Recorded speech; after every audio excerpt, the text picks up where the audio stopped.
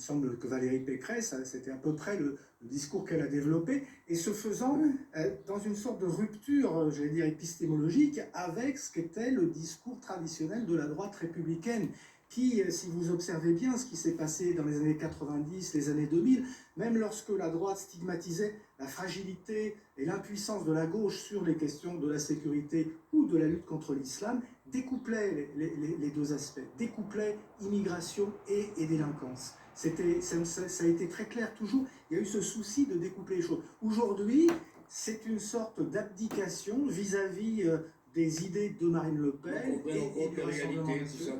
Non, justement, les chiffres montrent que cette réalité, c'est un fantasme, qu'il y ait un problème. On est tous d'accord qu'il y ait une nécessité d'une chaîne pénale plus efficace, qu'il y ait une nécessité d'une réflexion nouvelle et d'un regard nouveau sur ces questions.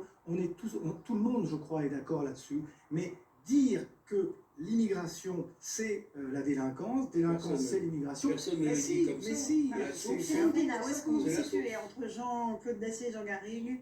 Mais alors j'entends Jean-Claude qui dit que ce qu'on lui prête comme parole ne sont pas les siennes. Mais si non, je n'ai pas dit que c'était... Non, mais je sais pas.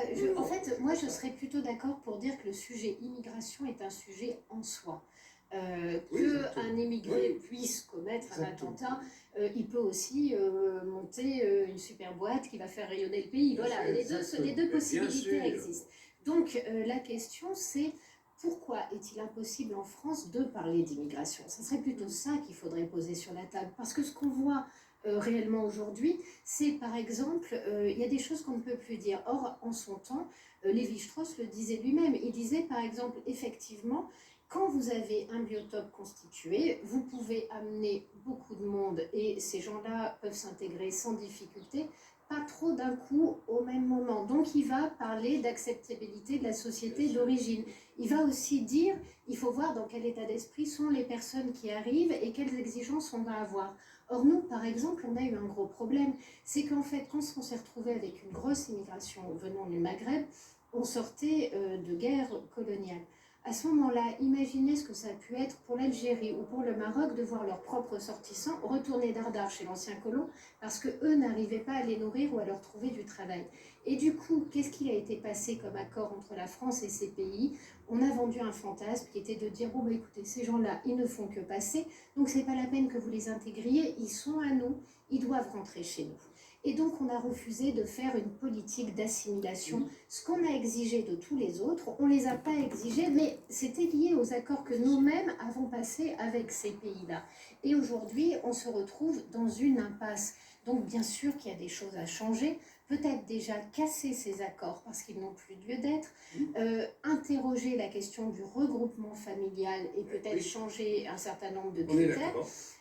Mais en même temps, on a aussi besoin peut-être de plus former de gens et ceux qu'on garde chez nous, d'en former aussi pour renvoyer dans leur pays parce qu'il se trouve aussi qu'on capte parfois la richesse intellectuelle de pays qui en auraient besoin pour s'en sortir. Donc, on a besoin d'un vrai débat sur l'immigration, mais pas forcément de lier immigration et terrorisme, parce que ça, c'est extrêmement... Bâtir une vraie politique migratoire, ce que nous n'arrivons pas à faire. La fin de votre réponse. Non, je disais que pour des gens qui viennent d'arriver ou qui sont là depuis peu de temps, c'est sans doute extrêmement violent à entendre, mais après, derrière, si on veut être crédible là-dessus, il faut que, par exemple, un type comme celui dont on pense qu'il est à l'origine des radicalisations d'au moins 2 assassins ne soit plus imam à Noisy-le-Grand et n'ait pas l'autorisation d'ouvrir une école. Parce que là, c'est le cas. C'est-à-dire l'inspirateur de ces gestes, tranquillement à Noisy-le-Grand, il est imam, il ouvre une école et nous, on ne l'expulse pas, mais même pire, on se met dans une situation où il est inexpulsable.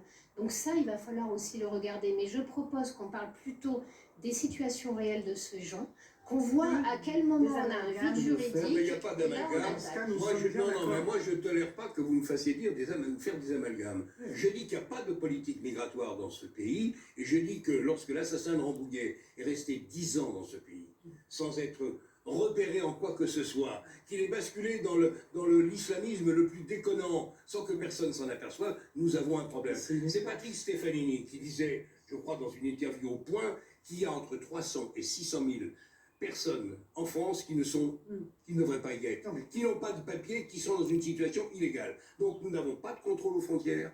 Et même Schengen, on y entre comme dans un moulin, tout le monde le sait. Et deuxièmement, j'ai fini, on n'a pas de politique non plus de reconduction aux frontières pour des raisons qu'on connaît, mais qui, à un moment ou à un autre, devront être réglées. Ce pays, que vous le vouliez ou non, la majorité de Français considèrent que ça ne tourne pas rond et que ce qui se passe chez nous n'est pas normal. Point. Maintenant, on peut toujours se raconter des histoires. J'ai pointé comme toi les insuffisances c'est grave, c'est lourd. D'immigration de la politique européenne.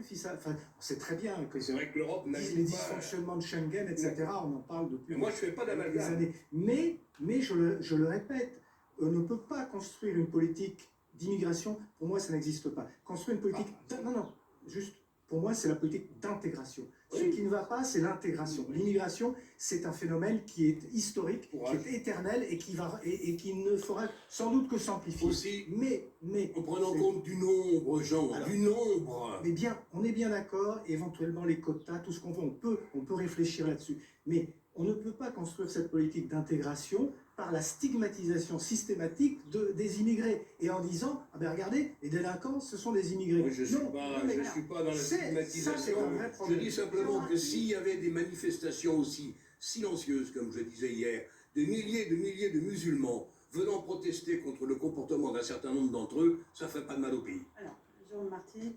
Est-ce qu'ils sont d'entre eux? Est-ce qu'on ne confond pas l'extrémisme religieux et l'immigration dans son ensemble, et les musulmans dans leur ensemble, etc.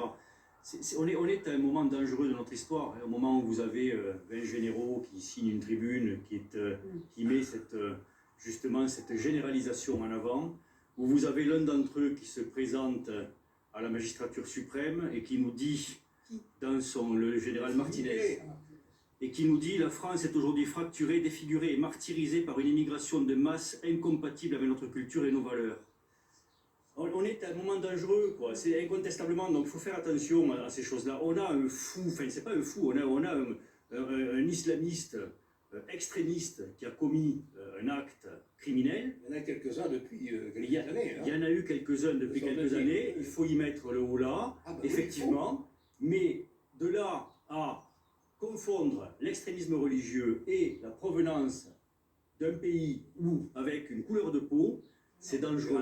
C'est dangereux parce que on est actuellement à un moment de notre histoire qui demande une étincelle pour que tout explose. Il faut faire extrêmement attention. Le problème, c'est qu'il faut regarder en face la réalité et la dégonfler. C'est-à-dire que, y compris, oui, il y a un lien. Vous n'allez pas pouvoir dire que les islamistes n'ont aucun lien avec l'islam. Ça, c'est une évidence. Et un intégriste a toujours un lien avec sa religion de départ. Ça, c'est logique.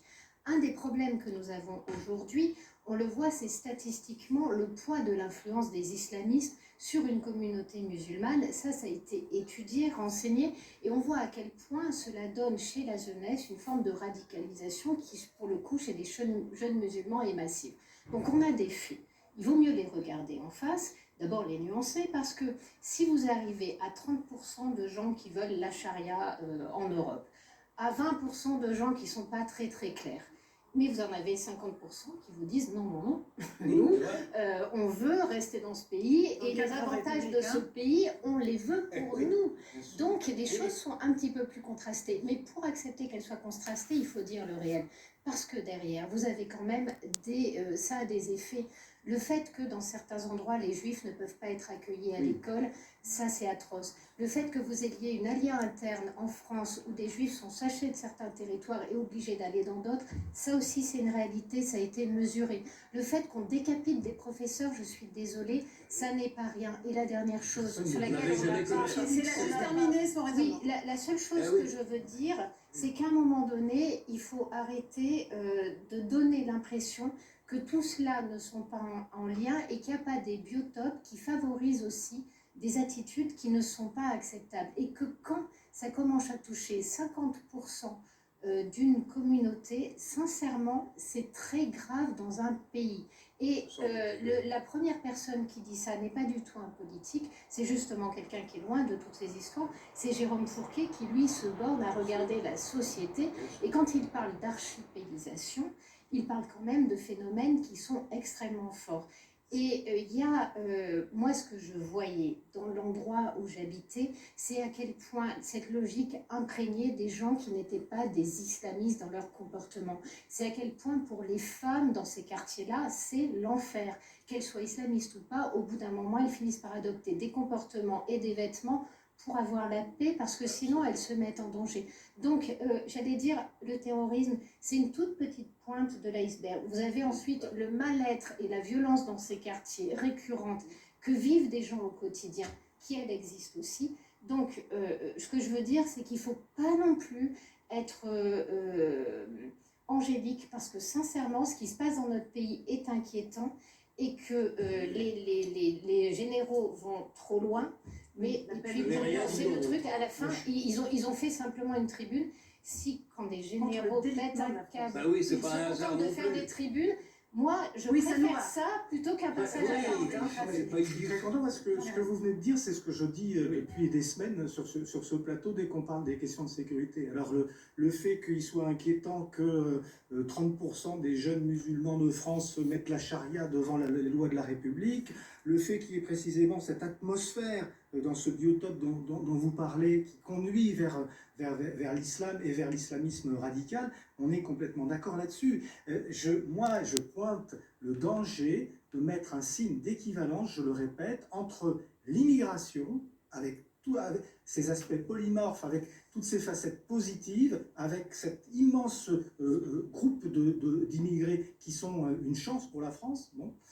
Et puis, de notre côté, la délinquance et l'islamisme. Non, c'est pas comme ça qu'on peut construire une intégration. Or, nous sommes condamnés à l'intégration. Nous sommes condamnés depuis des siècles à intégrer des populations, à les faire vivre ensemble avec nous dans les meilleures conditions. Enfin, avec nous, tous ensemble, dans les meilleures conditions. Donc, à partir du moment où vous stigmatisez, vous savez très bien que vous allez déclencher des réactions comme celle de ces généraux, qui est totalement inacceptable, surtout de la part de généraux. Il risque des sanctions, hein, dit la ministre. Et qui sont quand même, me semble-t-il, la moindre des choses, parce qu'il y a des militaires d'actifs, d'après ce que j'ai compris, qui ont un droit de réserve par rapport à leur situation. Mais même en retraite, ils ont un droit de réserve. Et ils ont aussi un droit de réserve, même en retraite, et d'autant plus qu'ils représentent une institution majeure justement pour l'équilibre de cette société. Effectivement, on a une société qui est archipélisée, mais alors précisément, lorsque vous avez une société archipélisée, les questionnements, les solutions, il faut les poser dans un sens positif et jamais dans la stigmatisation. Jean-Claude. Non, mais je suis en total désaccord. On ne peut pas mettre d'un côté délinquance et considérer que l'immigration...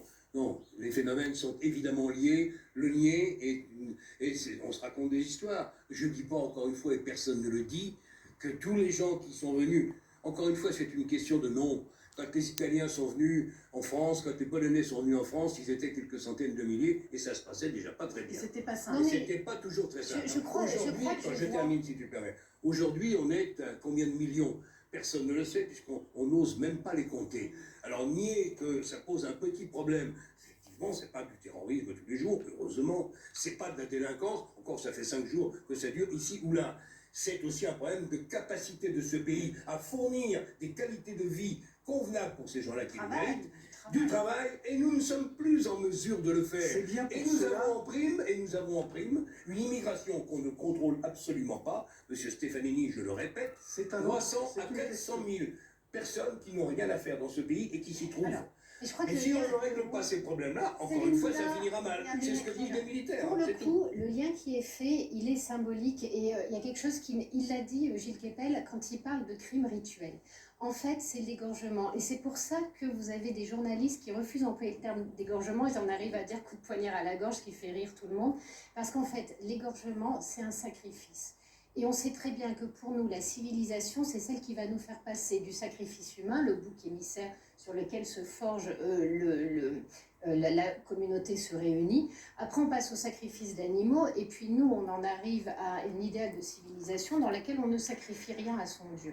Et le fait d'égorger est un geste rituel, c'est un geste qui appartient à un autre espace-temps. À partir du moment où il y a égorgement, pour un Français, il y a lien avec l'étranger. Et c'est là où en fait les choses se nouent d'une manière qui est très très compliquée à démêler, parce qu'effectivement ça devient rituel et plus rationnel. Et je pense qu'en fait il y a dans ce geste de l'égorgement une vision qui est de dire ça n'est pas de chez nous, ça n'est pas de notre espace. Et là, vous avez en fait l'arrivée de l'étranger dans l'inconscient collectif. Jean-Luc, un dernier mot. Là aussi, je suis tout à fait d'accord avec ce qui vient d'être dit. Simplement, je le répète, nous avons, et notamment après une pandémie de ce